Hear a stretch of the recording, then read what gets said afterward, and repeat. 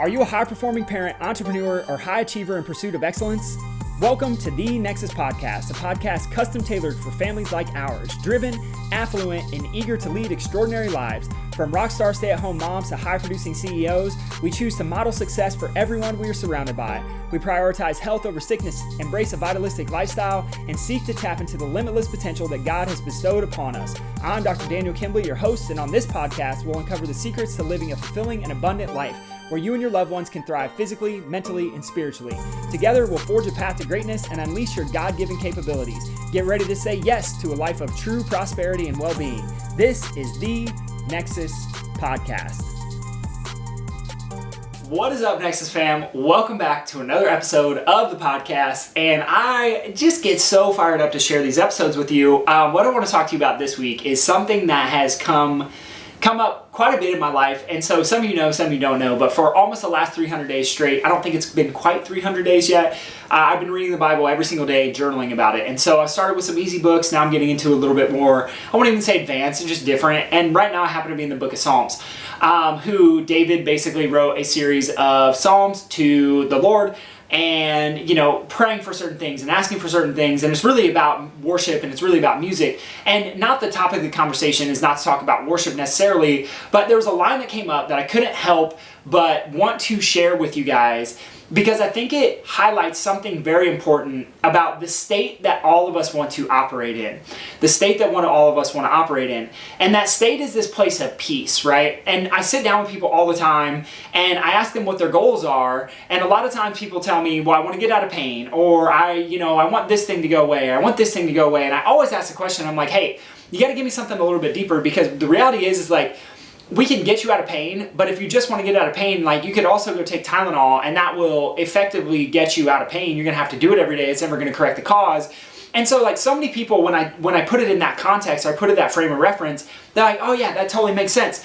And so what it comes down to when I ask people like, why does it matter that you get out of pain?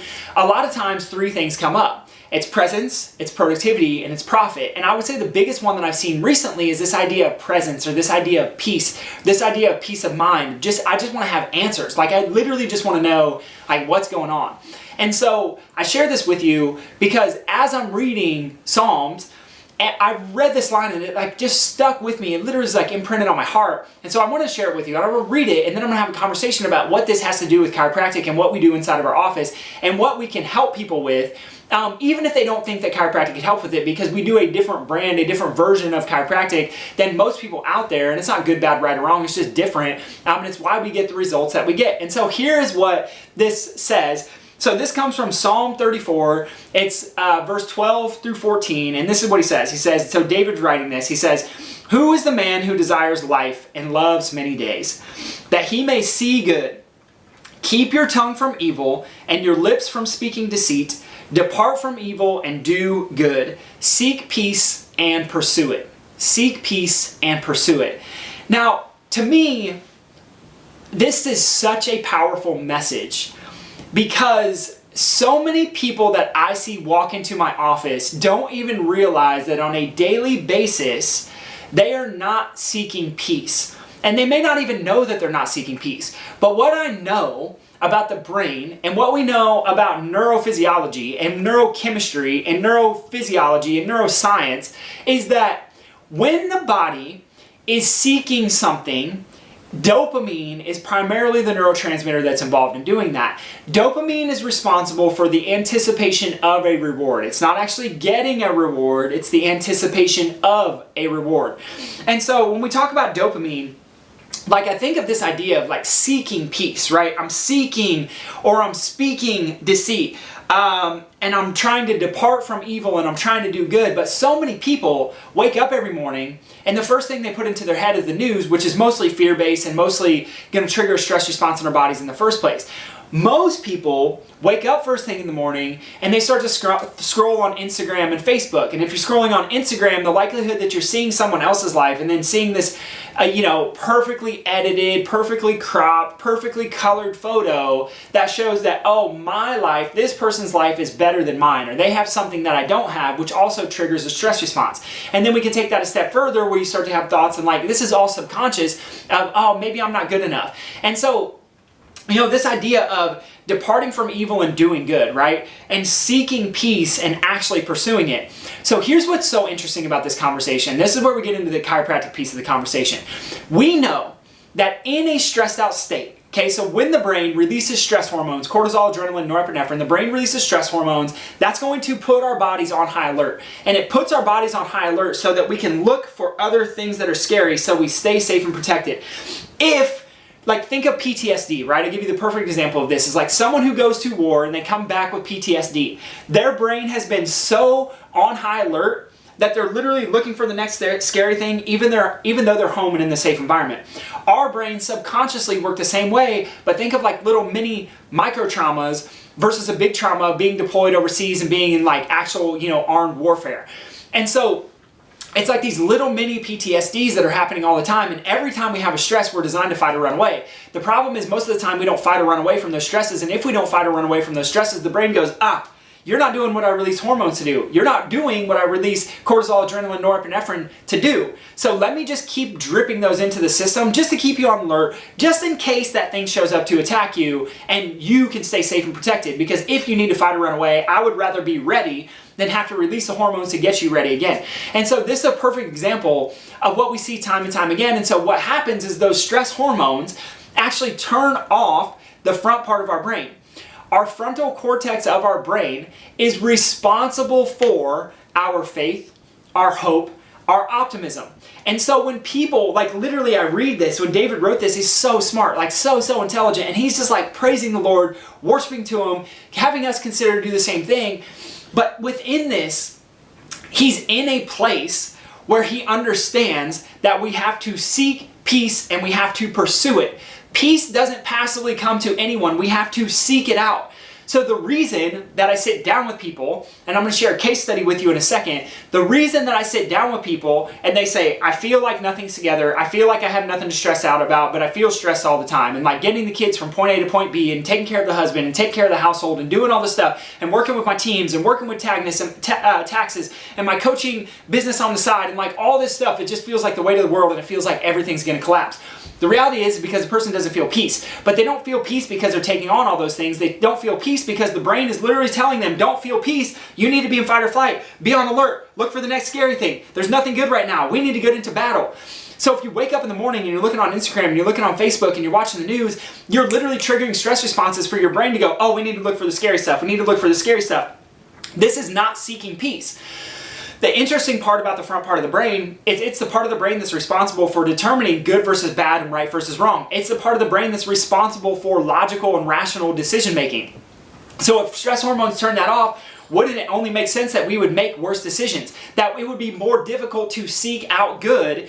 A perfect example of this would be taking care of this big time entrepreneur, huge, tons of money, tech world, and dude's literally have an addiction to ice cream. I can't not eat a pint of ice cream every single night before I go to bed. And he's like, I'm putting on weight, I feel like I'm getting fat.